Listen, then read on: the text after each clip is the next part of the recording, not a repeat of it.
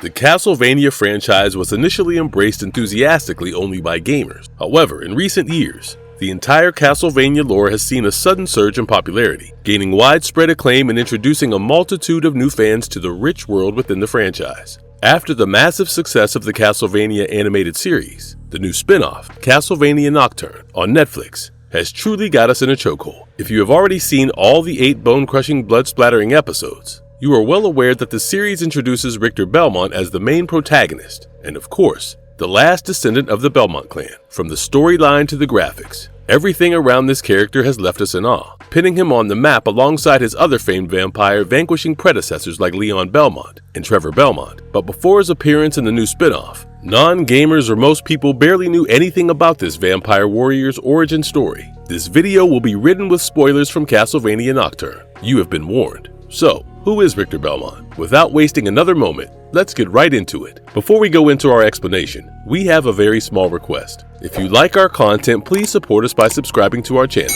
This is a small click for you, but for us, it means a lot. Thank you. Let's begin.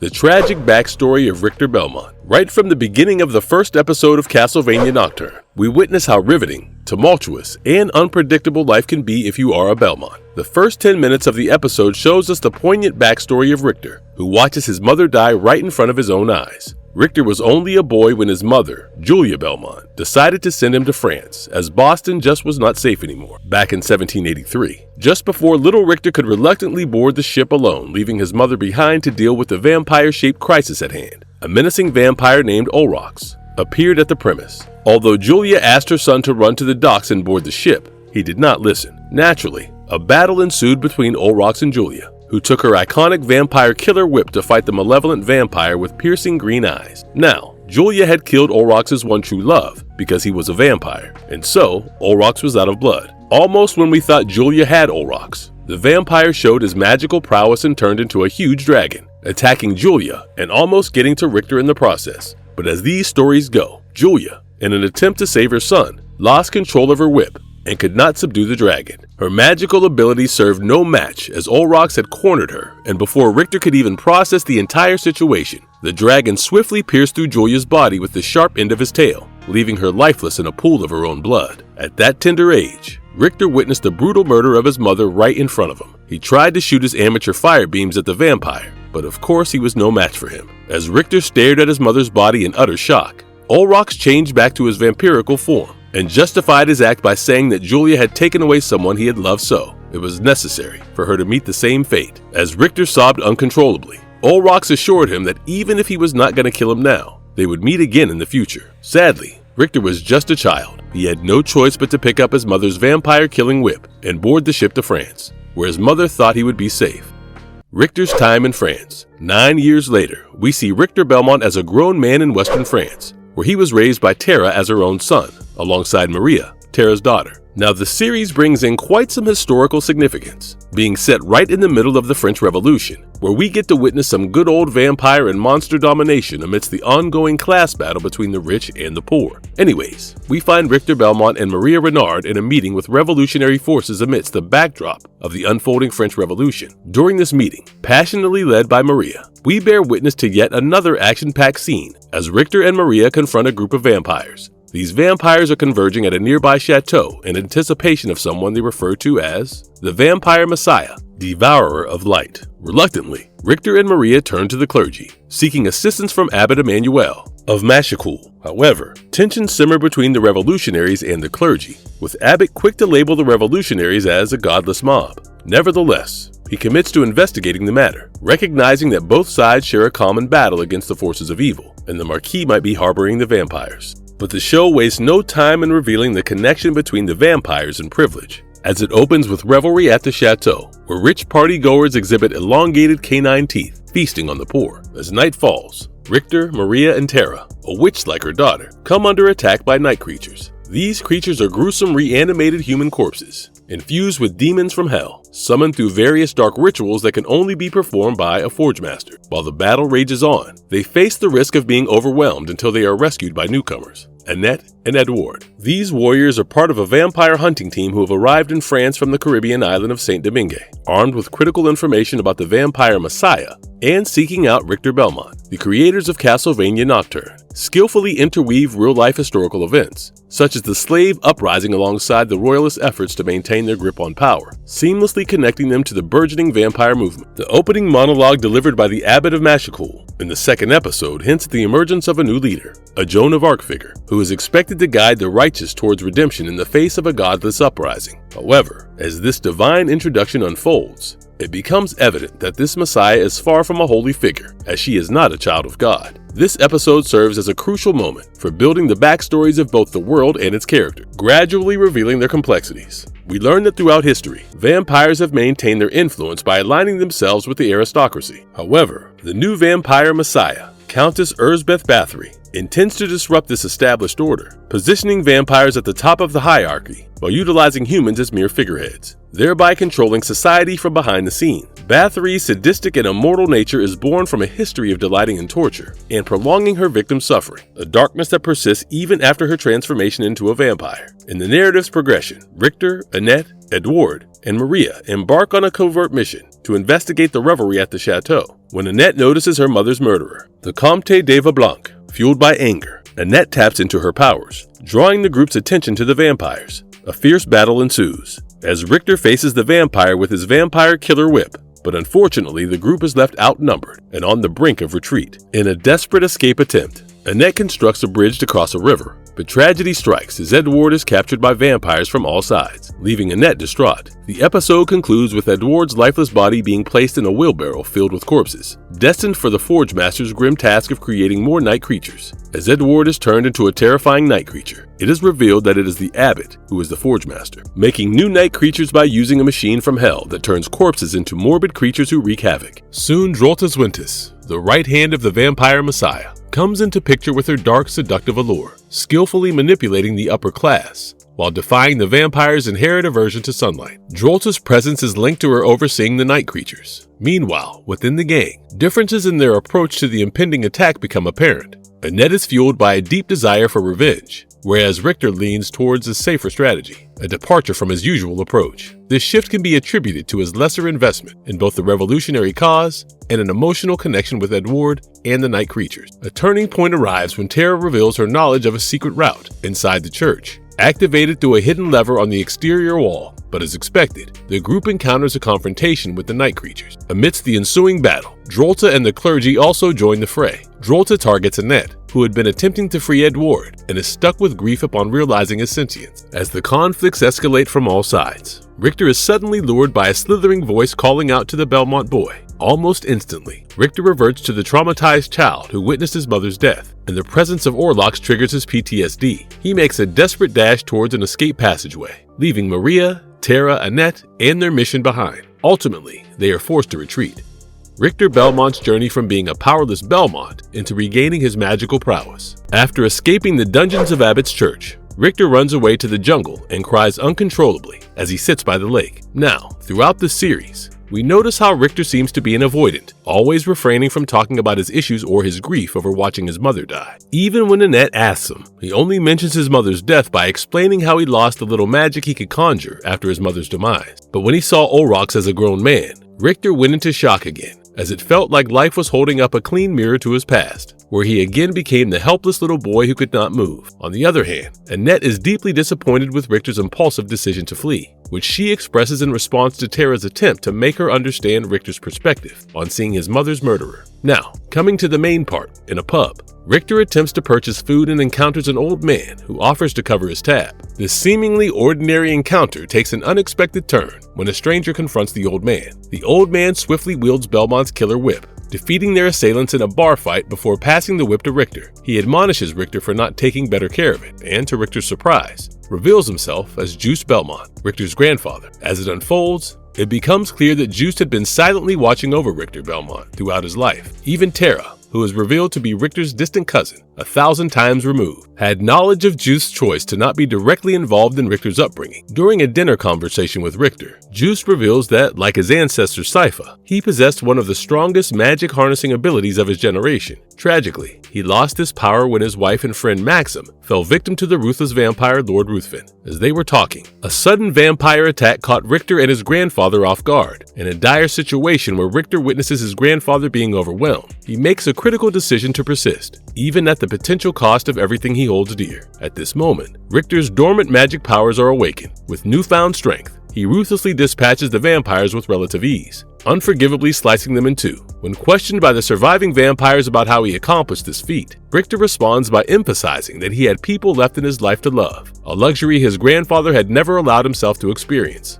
With his newfound abilities, Richter heads home to Tara and Maria and joins them alongside Annette in saving the world from vampire domination and stopping Elizabeth Bathory from devouring the sun.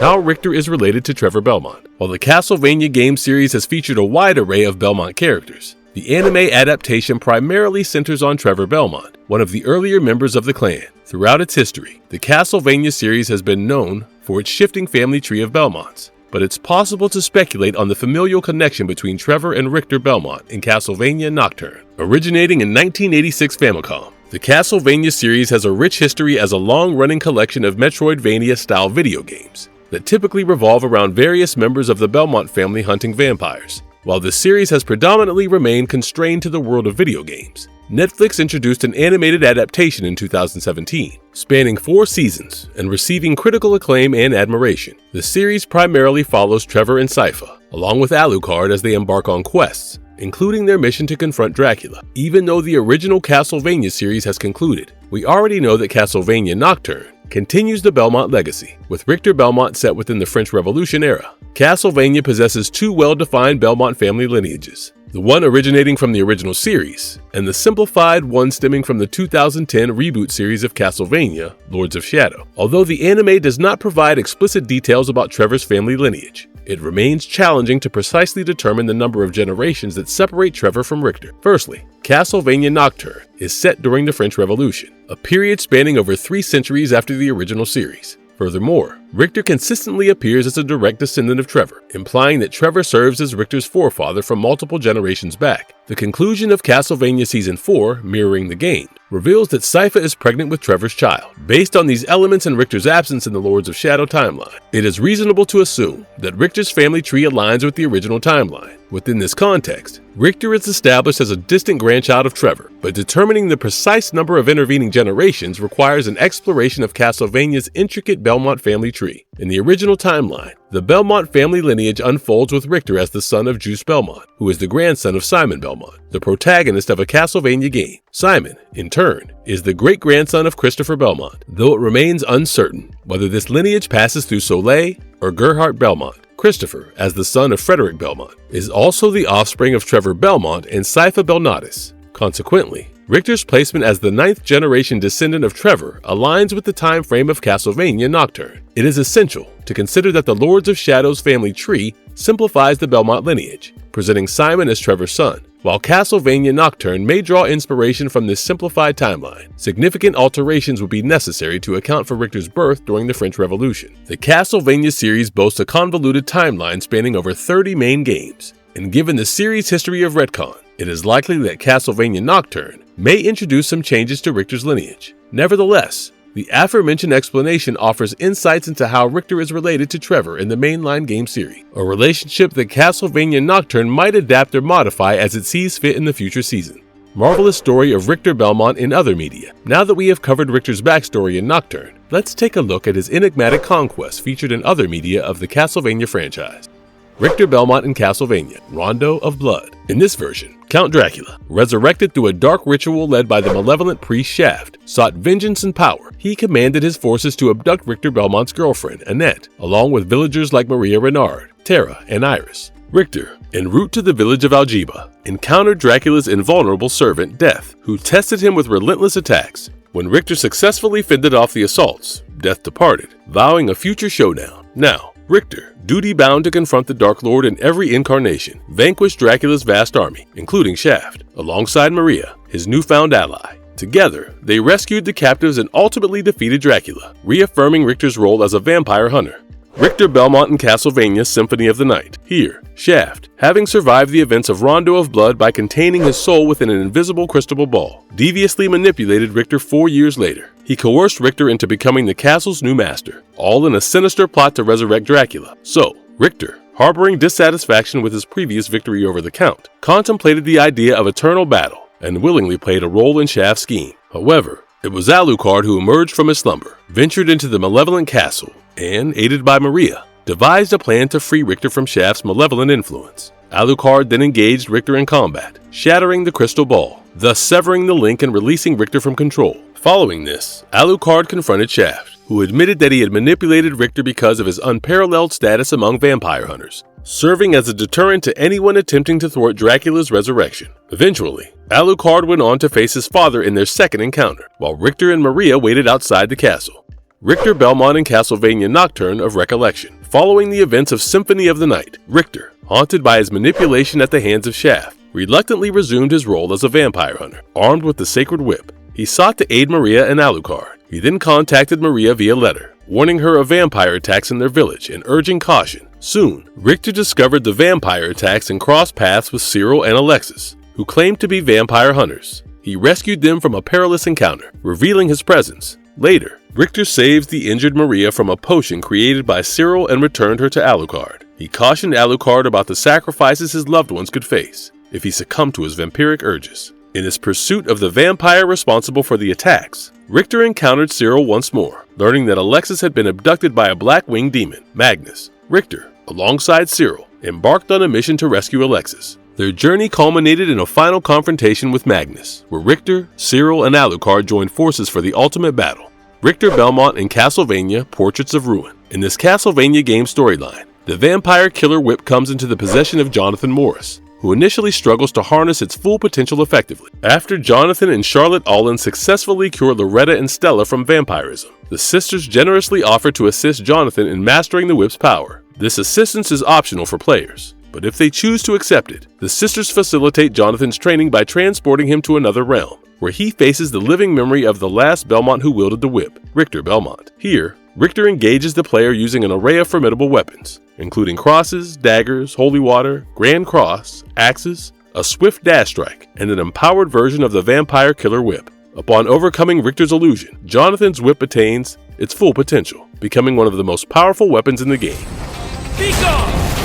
You don't belong in this world, monster! Richter Belmont in Super Smash Bros. Ultimate. Here, Richter Belmont makes an appearance in the highly anticipated fighting game Super Smash Bros. Ultimate for the Nintendo Switch. Alongside fellow vampire hunter Simon Belmont, Richter is introduced as an Echo character, sharing similarities with Simon. His gameplay strategy centers around zoning due to his limited mobility, especially in the air. Richter relies on his long-reaching vampire killer whip and various projectiles to control the battlefield and keep opponents at bay. His special moves include the axe, which is a powerful projectile that can be thrown at different angles and used for edge guarding and anti-air attacks. The cross functions like a boomerang, offering vertical launch potential for combo setups. Uppercut serves as a fast out-of-shield option with good kill potential, especially when combined with other moves. His down special, Holy Water, has unique properties with a blue flame effect, making it effective against certain opponents like Olimar. Richter boasts impressive range, with his vampire killer whip being one of the longest disjointed hitboxes in the game. His aerial attacks provide additional reach,